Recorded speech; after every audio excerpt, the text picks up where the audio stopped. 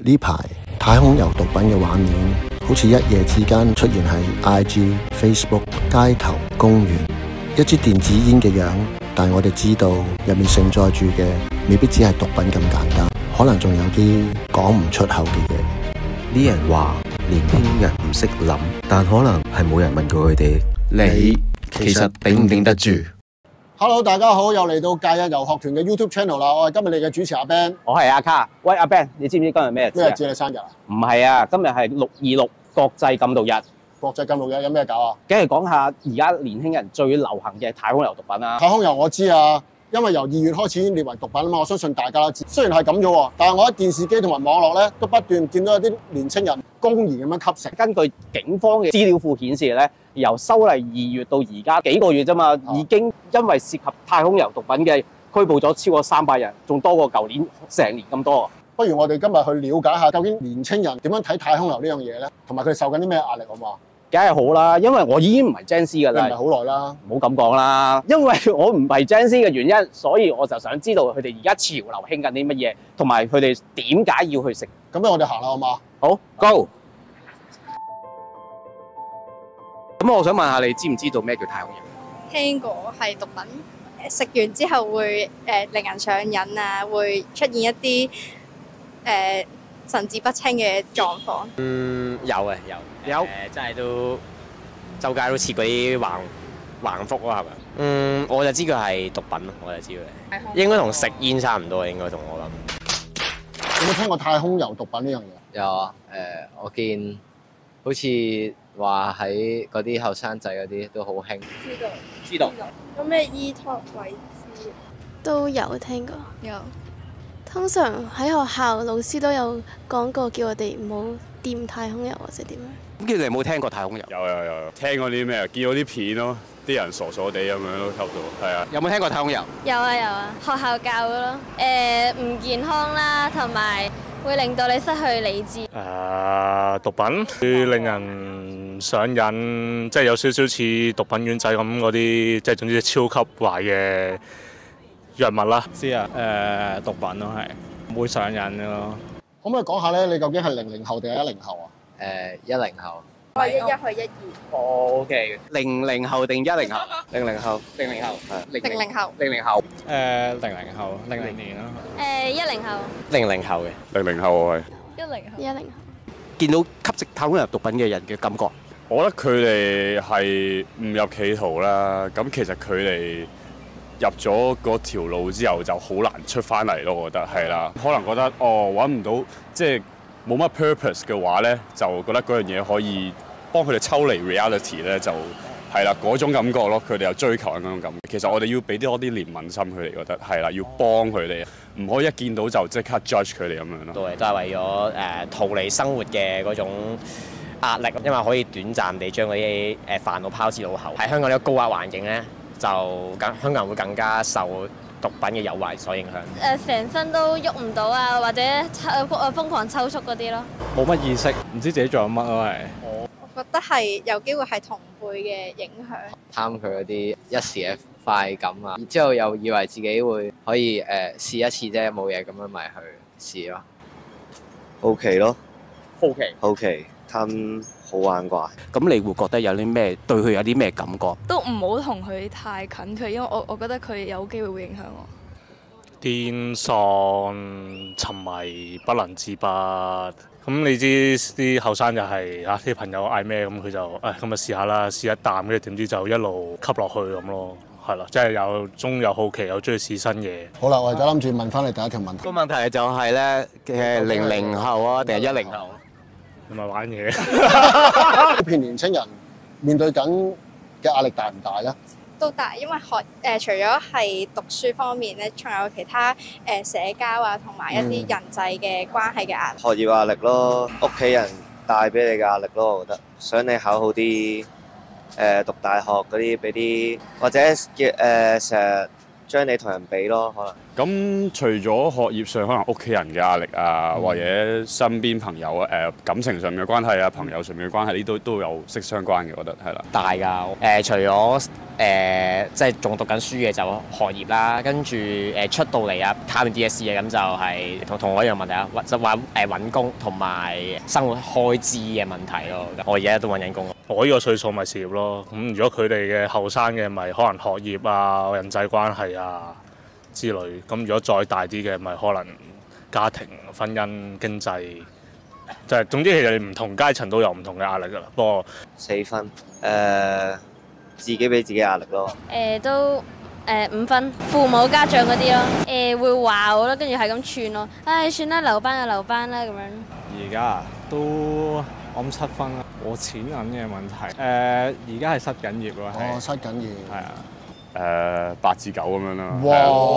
咁因為我都讀緊書啦，所以其實除咗學業上面，我都有好多其他嘢要兼顧咁樣，係啦，同埋屋企人都即係冇壓力，但係佢係即係 in the background 嗰種咯，即係有啲無形。係啊，無形嘅咯。有壓力嘅話，你哋會用啲咩方法去減壓啊？食嘢。我會可能約同學出街咁啊。好似而家咁咯。漫步緊海旁。我以為係受訪問係可以減壓添。受訪問啊，就可能令我加大咗壓力。都係聽歌同埋同同學吹下水。聽下歌畫下畫咁。運動去減壓，或者揾嗰啲朋友出去玩咯。打機咯，都係最原始嘅方法。我覺得打下機飲下酒咁樣咯。我呢個年紀係啦，都係呢啲係啊，適可而止係啊，適可而止。酒。明白嘅。大部分人都話自己冇食過太空油毒品，但講到壓力，佢哋口中都有同一種感覺，都唔少，都係頂住，都係靠自己。你會唔會都係一樣啊？原來佢哋嘅對太空油嘅知識咧，佢哋已經基本上咧已經係有嘅，但係咧我都仲覺得佢哋仲爭少少。我都係啦，仲係覺得好似都未夠深入。啱啦！今日咧，我哋咧就約咗一個有吸食太空油習慣嘅女仔。佢今次佢好勇敢，將佢自己嘅故仔講咗出嚟，由頭到尾。咁真係好正喎！事不宜遲，不如我哋即刻去聽下啦，好嘛 ？OK， 好。大家好，我係 Chloe，我今年20歲，我接觸咗太空油，即係食咗太空油4到5個月，咁目前係已經戒咗噶啦。當時咧就係有朋友邀請我啦，就去一個 party 度玩。咁然之後咁啊，好多人啦，我諗幾個男仔幾個女仔一齊啦。咁大家喺度飲酒傾偈，咁突然間我就見到有個女仔入咗嚟喎。咁佢就拎住一支電子煙嘅物體。咁我就見到佢好似食得幾 high， 好似食得大麻咁鬆咗咁嘅感覺啦。咁我就覺得，我都試過啦，因為我以前都接觸過大麻。咁我就覺得我都唔係好驚啫，咁我就食下等我爽下啦咁樣。咁我一食落去嘅感覺咧就，哇嚇親喎！點解咧？因為佢俾我嘅感覺係好放鬆啦，個人好似飄起咗咁樣啦，然之後身心愉悅咁樣嘅感覺咯。個放鬆就係令到我感覺好開心咯，因為佢食完其實好快，我諗1、2、3啖，好快就會空白一片㗎個腦。咁空白一片之後咧，你隻手就會控制唔到抽搐啦，成個人又會控制唔到咁震啦。但係當下你就會覺得好放鬆，咩都唔使諗，將自己啲煩惱拋晒喺腦後面咁樣咯。一開始咧，我當時喺 party room 食嗰一下，我就覺得哇好正啊！然之後我就想即刻問咗當時嗰位姐姐去問咗要 link 啦，咁想去買。咁但係我又冇即刻做到嘅，因為又未去到話上癮嗰個狀態，純粹覺得哇嗰一下好正啫咁樣。咁後尾再接觸佢多幾次，咁啊又喺佢身邊，佢拎住食，咁我又食多2啖啦。咁後尾我就忍唔住買咗啦。我諗大約咁開始沉迷就應該1個月左右。我係慢慢接觸嘅，所以我確定自己沉迷嗰一刻或者係上癮嗰一刻已經係可能3-4個禮拜之後。咁我當時面對最大嘅其實就係屋企人俾我嘅壓力啦。咁因為佢哋係好傳統嘅家庭嚟嘅。佢希望我讀到大學，跟住可以證明到俾佢身邊啲人睇，哇！我個女咁勁嘅咁樣，做過一個好似成功嘅人生咁樣。咁但係當時嘅我就患有呢個抑鬱症嘅，咁要食藥啦，咁都有自傷嘅行為啦，咁所以呢個太空遊俾到我嘅感覺就係可以放鬆，咩都唔諗，然之後淨係沉醉喺當刻好暈好 wing 嘅感覺，咩都唔使諗咯。當時父母返工係好忙嘅，佢哋自己開小生意啦，咁就全年無休，因為你做得越多咁就賺得越多啦。咁佢哋返到嚟食飯、煮飯、洗碗，咁就瞓覺㗎啦。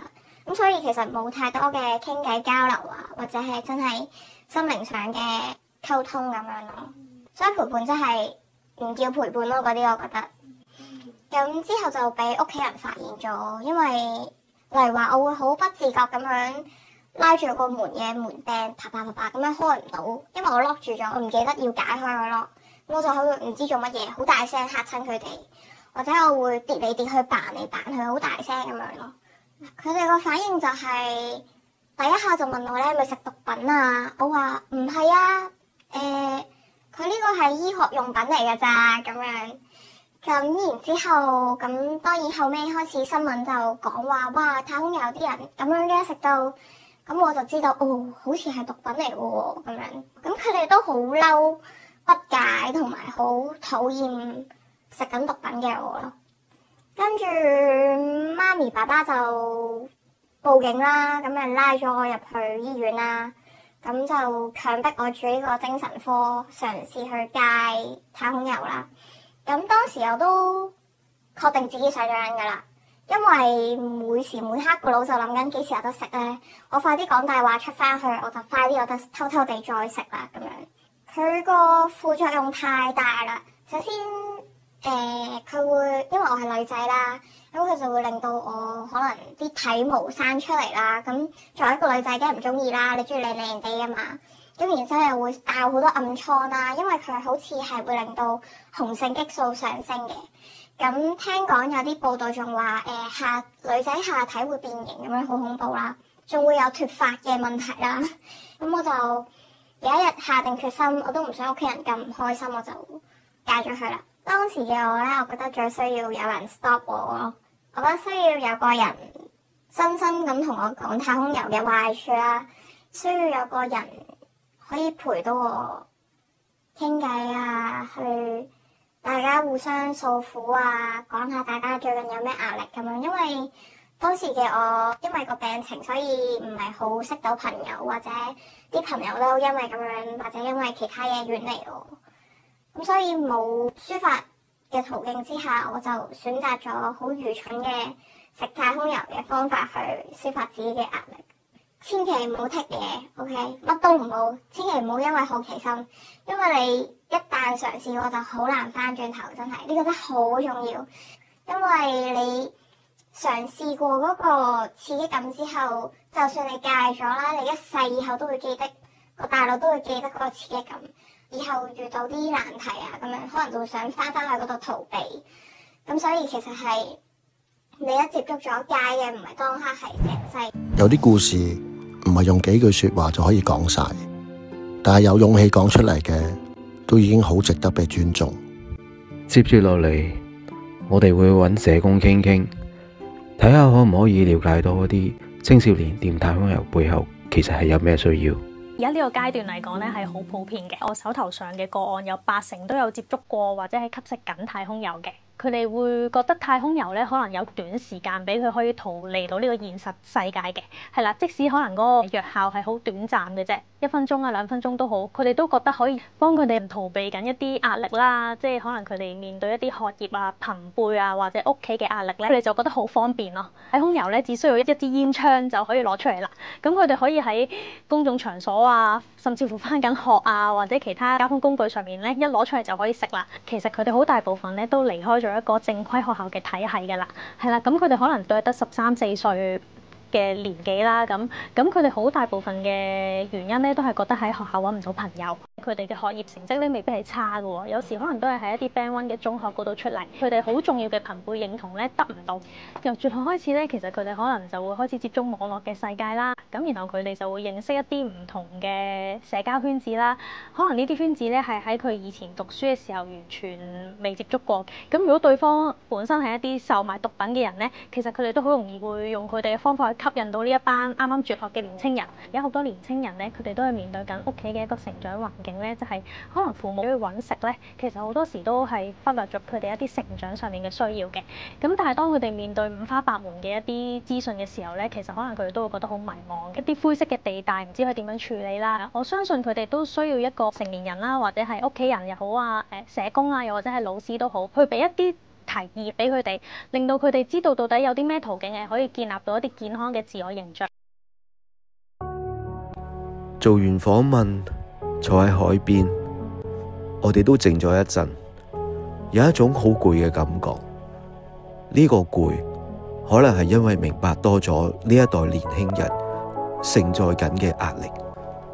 每問多一個人，每聽多一個故事，我發現呢支電子煙入面承載住嘅真係唔止毒品咁簡單。或者我哋都可以問下自己，如果下一次見到佢哋，我會選擇沉默、批評，定係行近一步呢？你又會想同佢哋講啲咩呢？都知道大家好大壓力啦，咁希望大家可以揾到其他渠道去舒緩壓力。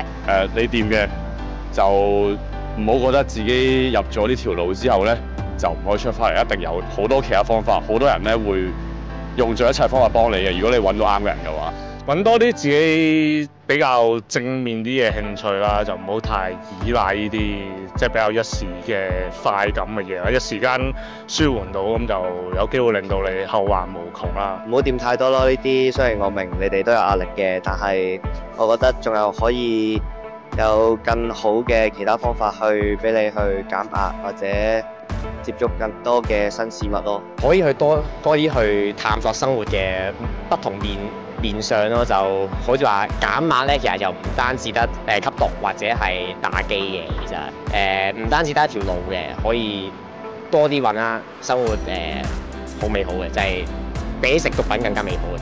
雖然你而家經歷咗好多嘢，所以你要食太空油啊。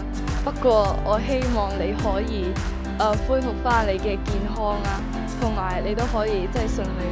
覺得你哋係掹唔到自己出嚟。個太空油係將你哋上晒癮啊嘛，咁就沉咗個爛泥裏邊，你上唔翻嚟。咁我希望可以尋求身邊嘅人幫助啦，你哋可以揾隻手揾人拉你哋上嚟咁樣。咁同埋即係諗下自己嘅身體啦，因為畢竟係會傷害你大腦啊、神經啊嗰啲。咁我諗自己好好愛自己咯，只要你哋肯講出嚟咧，其實一定係會有一個人去願意幫你嘅。睇緊呢條片嘅你，對太空油有咩睇法呢？仲有啊，你對減壓又有咩心得呢？記住留言俾我哋講下。大家如果中意我哋呢條片嘅話，記住俾心心同埋俾 like 我哋啊！最重要嘅係 like 晒我哋 Facebook、IG 同埋 YouTube channel。記住，我而家趕住關心我啲青人先，係咁。喂，唔好走，等埋我。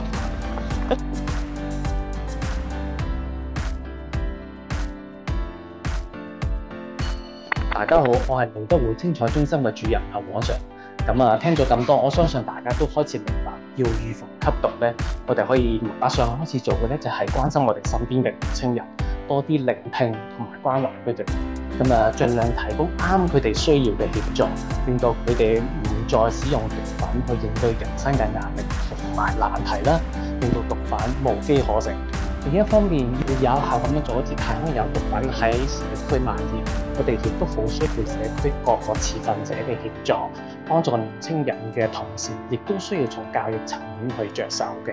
所以有呢個學校啦，或者係服務單位需要舉辦呢個太空油預防嘅講座或者係活動，歡迎大家同我哋嘅社工聯絡，我哋會盡力同大家一齊協助啦。有你哋嘅參與，年青人嘅保護網先至夠堅嘅。